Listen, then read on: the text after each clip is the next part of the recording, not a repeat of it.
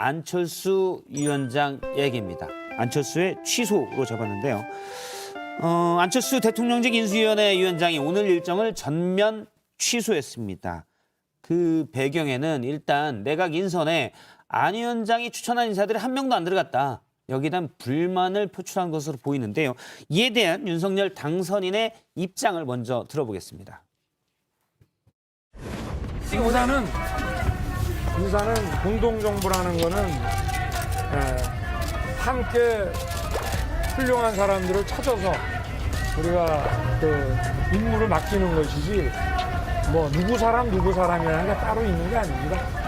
그래서 저는 좀 이해가 안 됩니다만은 안철수 위원장으로부터 추천을 받았고요. 또 제가 이 인선 과정이 어떻게 이루어지는지에 대해서도 어제 충분히 설명을 드렸고, 글쎄 저하고 얘기를 할 때는 그렇게 안 하시고 또 본인이 속으로는 어떻게 생각하시는지 그거는 제가 알 수 없습니다만은. 예, 일단 뭐 인선에 불만이 있어서 오늘 뭐 소방방재청 방문하기로 취소했다고 하는데 네. 불만 있기 때문이겠죠. 그렇죠. 그러니까 저는 좀 아쉬운 대목이에요. 그러니까 공동정부에 합의를 했었고, 그다음에 극적인 단일화를 성사시키면서 공동으로 정권을 교체하고 공동으로 정권을 인수하고 공동으로 정권을 구성해서 공동으로 정권을 운영한다. 이런 예. 합의문이 있었어요. 저는 그 정신이 국민의힘이 좀 더 중도 보수가 이렇게 합치할 수 있는, 그리고 또 윤석열 정부가 훨씬 더 안착해서 출발할 수 있는 중요한 저는 그 자양분이라고 생각을 하는데, 예, 인수위원장 맡을 때까지만 해도 저는 굉장히 잘된 선택이었다고 생각을 합니다. 그리고 인수위원회가 끝나면 안철수 대표가 다시 또 돌아가서 국민의힘과 합당을 또 성공시켜서 국민의힘을 좀 더 중도적이고 합리적인 방향으로 변화시키는 데 기여를 했으면 좋겠다는 생각을 하고 있는데, 만약 인수위 기간 중에 이런 인선 과정의 어떤 불협화를 통해서 공동정부의 정신이 깨진다고 한다면 저는 그것도 굉장히 윤석열 정부로서는 정치적으로 부담스러운 것이다. 그리고 출발선에서 섰을 때 좀 더 협소해진 공간에서 시작할 수밖에 없기 때문에 저는 상당히 그것도 좀 아쉬울 수밖에 없는 것이어서 저는 윤석열 당선인의 생각이 그럴 거라고 생각하지는 않습니다. 그러나 예. 윤석열 당선인 주변에 있는 분이 그런지 모르겠습니다만 공동정부의 정신은 최대한 살려서 가는 것이, 그렇게 해야만 여당도 좀 변화하고 윤석열 정부의 색깔도 훨씬 더 외연을 현재는 확장할 수 그러면 있는 이제 거라고 안 생각합니다. 보인다는 거고요. 저는 윤 당선인의 오늘 한 얘기, 요 얘기입니다. 뭐 저는 좀 이해가 안 됩니다만 안철수 위원장으로부터 추천을 받았고요. 또 어떻게 이루어지에 대해서 충분히 어제 오전에 이제 설명을 드렸고, 저랑 얘기할 때는 그렇게 안 하시고 이렇게 얘기했는데 다음에 기사를 보니까 설명을 했는데 안철수 위원장은 입을 꼭 닫고 있었다, 이런 얘기가 나오더라고요. 꾹 닫고 있는 거는 매우 마음에 안 든다. 매우 마음에 안 든다. 라는 이야기죠. 당선인, 네. 당선인 얘기는 얘기 안 하니까 내가 모르죠. 지금 이 얘기고 말 지금. 안 해서 찬성한 걸로 이해했다. 예. 뭐 이런 거 아니겠습니까? 그런데 매우 후회하고 있을 거라고 생각합니다. 안철수 위원장이. 내가 총리를 받았어야 됐는데, 총리를 했어야 되는데 예. 이런 생각하고 있을 것 같기도 하고요. 또 하나 보기에는 저는 뭐 이미 예견된 일이 아니었나 이런 생각도 해봅니다. 그러니까 3월 3일 날 단일화 합의를 하고 나서 국회 소통관에서 두 분이 서서 얘기를 할 때 선언을 하고 그 종이 놓고 갔잖아요. 예. 윤석열 당선인이. 그래서 이거 필요 없으세요. 이거 안 가져가세요. 이렇게 했잖아요.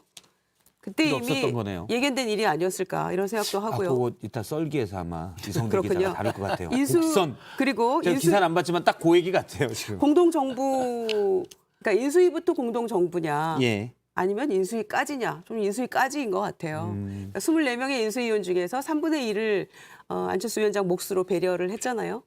그 정도면 이미 이제 계산이 끝났다라고 당선인 측에서는 생각하는 것 같고요. 인수가 중요하니까 네. 인수 열심히 잘했으니까 네. 그래서 고생하셨습니다. 이제 허탈하게 된 거죠. 집에 가시고 혹시 기회 되시면 그래서 보겠습니다. 이 파열음이 상당히 저는 이제 당선인 측에도 안 좋은 거고 한데, 사실 그 인사라는 게 다음은 없어요. 다음을 누가 보장할 수 근데 있습니까? 안철수 위원장이 정말 화가 났어요. 내가 정말 팽당하나? 오늘 유인태 전 사무총장은 팽당했다, 딱했다 이렇게 얘기를 하는데 네. 할 수 있는 카드가 있나요 그러면? 할 수 있는 카드가 별로 없죠. 그래서 이제 이태규 위원도 그만뒀고 네.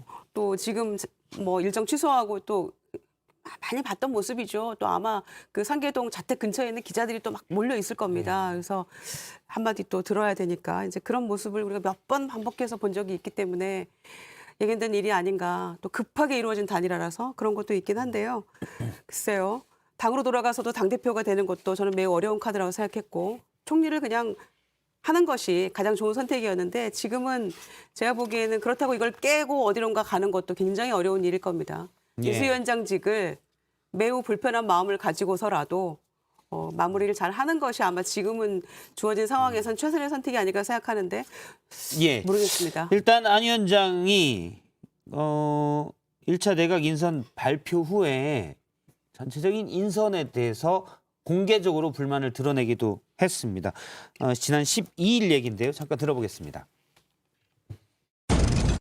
가장 중요한 인사 기준은 해당 분야에 대한 전문성이 있고 또 도덕성이 있고 그리고 또 개혁 의지가 있고 그리고 또 그것을 이룰 만한 리더십이 있는 사람이어야 합니다. 인선 과정에서 특히 제가 전문성이 있는 분야에 대해서는 조언을 드리고 싶었습니다만 그런 과정은 없었습니다. 네, 그런 과정은 없었습니다. 사실 두 분이 안철수 위원장과는 예전에 당도 같이 해서 좀 안을 잘 아시는, 안 잘 아시는데.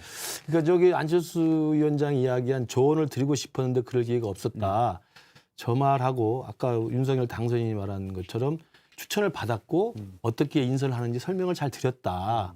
조금은 이제 서로 다른 결의 이야기잖아요. 예. 그래서 어떤 게 실체적 진실인지 모르겠습니다만 제가 그냥 추측해 보건대는 안철수 위원장 나름대로 자기가 관심 있는 분야에 대해서 복수의 추천을 아마 건넸겠죠. 건네는데 제가 생각하기에 윤석열 당선인 측은 검증을 굉장히 중요시하는 분위기입니다.